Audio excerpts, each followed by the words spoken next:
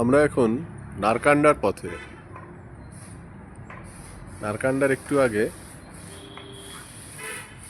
কুফরির 2 kilometre পরে আমরা দাঁড়িয়েছি একটি জায়গায় আমাদের মধ্যাহ্ন ভোজনের জন্য। আমাদের প্রিপেয়ার্ড লাঞ্চ সঙ্গে আছে, কারণ এই ট্রিপে আমাদের কিচেন টিম নিজেদের। সেখানকার রাস্তা থেকে এই অপূর্ব দৃশ্য আমরা অবলোকন করতে পারছি।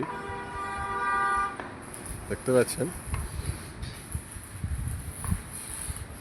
কিছু কিছু জায়গায় মেঘ নিচে নেমে এসছে এবং উড়ে চলেছে তার নিজের খেয়াল খুশি মতো।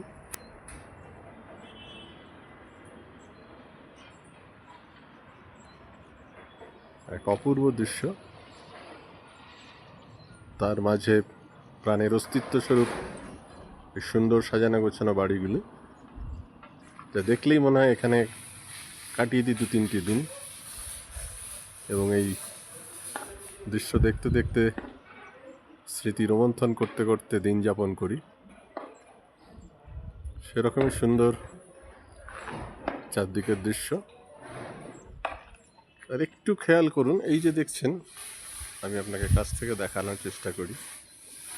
এই যে দেখছেন নেট লাগানো, এগুলো কিন্তু সব আপেল গাছ।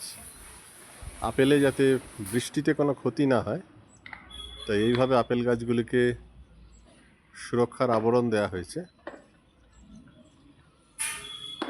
চারদিকে দেখছেন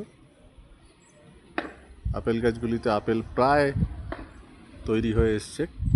কিছু কিছু জায়গায় আপেল উঠতে শুরু করে দিয়েছে, আর 15 দিনের মধ্যেই সমস্ত আপেল প্রায় 50-60% উঠে যাবে। সেই জায়গায় আমরা দাঁড়িয়ে আমরা আজ রাত্রিবাস করব নারকান্ডায়, যা এখান থেকে আর মাত্র 45 কিলোমিটার দূরে। সেখানকার ছবি আপনাদের দেখাবো।